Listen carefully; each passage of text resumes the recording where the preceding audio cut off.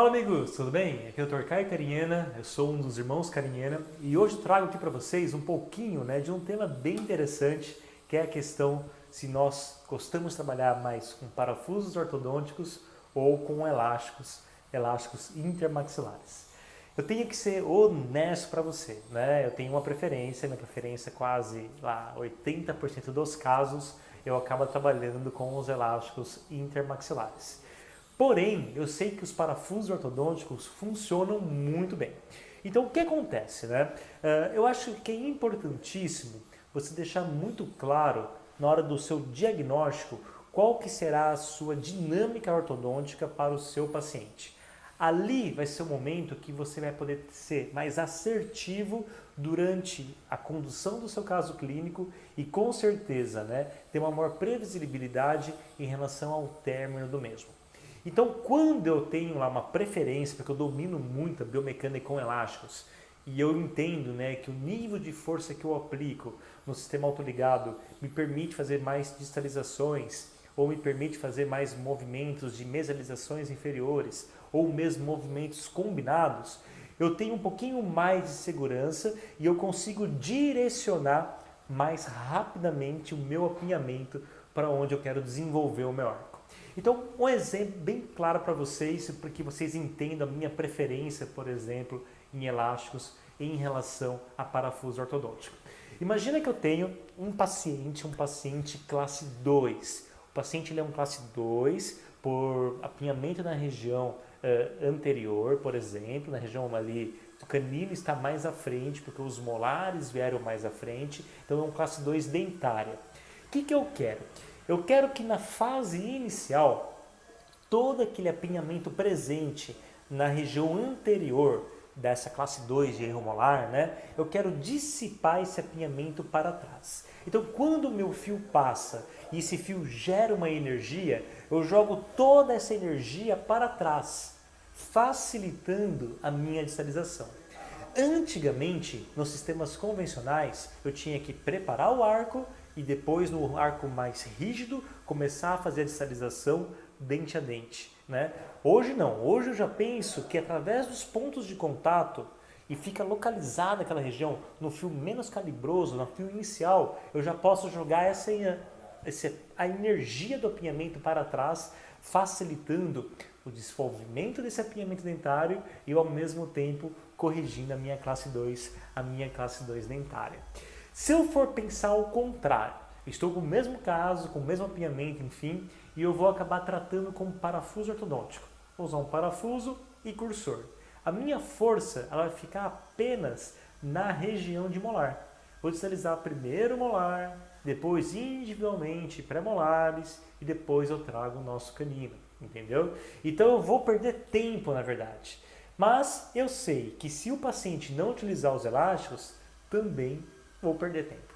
Então eu estou totalmente na mão desse paciente. Por isso que na consulta inicial eu tenho que deixar muito bem claro ao nosso paciente aquilo que vai ser realizado e a importância da participação deste paciente. E se ele deixar claro para mim que ele não vai usar os elásticos, eu vou pivotear as ideias e vou começar com o parafuso ortodôntico. Então o parafuso para mim ortodôntico, ele na fase inicial do meu diagnóstico, ele vai estar mais presente quando eu tenho que trabalhar com ele com ancoragem, pensando em ancoragem. Ancoragem, eu vou para o parafuso. Ancoragem de um dente ou de um grupo de dentes, ou movimentos de intrusões, em caso de mordida aberta, eu vou para o parafuso. Agora, se é movimentos anteroposteriores, ali eu já prefiro estar trabalhando mesmo com os elásticos intermaxilares, porque eu consigo propulsionar o meu apinhamento ou para frente, ou para trás, ou para os lados. Então o elástico me traz esta grande possibilidade e na ortodontia autoligada uma grande possibilidade de estar utilizando o mesmo na fase inicial. Falando em fase inicial, se eu vou trabalhar com NPO, com parafuso ortodôntico na fase inicial, aí eu tenho que ter um pouquinho mais cuidado em relação ao nível de força aplicada. Então, por exemplo, hoje está muito na moda os parafusos buccal shelf, aqueles parafusos paralelos às raízes do primeiro e segundo molares inferiores, fica naquela região da linha oblíqua externa ali, tem uma mesinha e te acaba introduzindo esse parafuso, não entre as raízes, mas paralelo às raízes do primeiro e do segundo molar. Quando eu vou trabalhar com a biomecânica em classe 3, com esses parafusos, no fio, que é um fio menos calibroso na fase inicial, na média é o fio 14, com nit que nós estamos utilizando, o vetor de força desse fio, dessa mola que vai estar no nosso parafuso, vai fazer que nós podemos ter um risco de mordida aberta lateral ou mordida aberta anterior. E quanto ao elástico classe 3, o vetor do elástico classe 3, ele é para trás e para cima, diminuindo o risco de abrir uma mordida nessa região anterior. Lembrando, né, que todo o nosso diagnóstico ele é voltado para a face do paciente.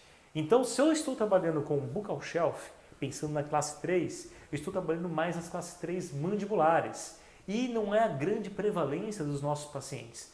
Nossos pacientes, né, no Brasil, a maior prevalência de classe 3 está na região de combinação maxila e mandíbula, né? Alguns mais maxilares e outros somente mandibulares, num grupo menor, num grupo pequeno.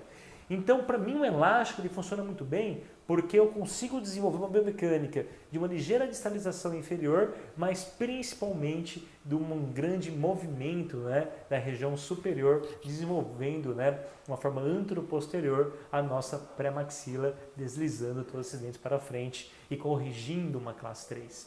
Então, existem vantagens e desvantagens. O que é importante? Você entender as indicações, a região onde você vai aplicar, o nível de força que você vai aplicar, tanto para elástico como também para parafuso ortodôntico, né?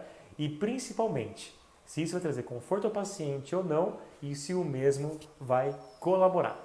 Não deixe de se atualizar, faça os cursos de parafuso ortodôntico, tem cada curso bacana, buccal shelf, IZC e assim por diante, né? Ou mesmo os cursos convencionais para ancoragem, para movimentação com cursores, enfim, mas também não desprezem o elástico bem usado, bem bonitinho, na ortodontia autoligada funciona. Minha meta sempre é 4 a 6 meses solucionar qualquer tipo de problema, né? Trazendo o paciente classe 3 para classe 1, classe 2 para classe 1. Se está cruzado, eu vou descruzar. E para isso o elástico funciona muito bem. Por isso, de cada 10 pacientes, 8 utilizam os elásticos. E os meus pacientes utilizam porque eles querem tratamento. Eles não usam aparelho por usar. Eles querem tratamento e eu coloco isso na cabeça deles, dessa importância. Bom, estou finalizando por aqui. É um tema muito complexo, dá uma discussão muito longa. Qualquer dúvida, manda pra gente, né? Nós temos grandes mestres na relação de parafuso ortodôntico. A gente vai recorrer a esses mestres, alguma dúvida ou outra que a gente não souber responder. E vai ser um prazer estar compartilhando, né, essas informações. Se vocês têm alguma dúvida específica, manda pra gente em forma de vídeo lá no grupo dos Irmãos Cariena, no WhatsApp, ou manda um recadinho, vamos bolar um novo vídeo para que a gente possa compartilhar um pouquinho daquilo que nós fazemos no dia a dia. Pessoal, é isso aí.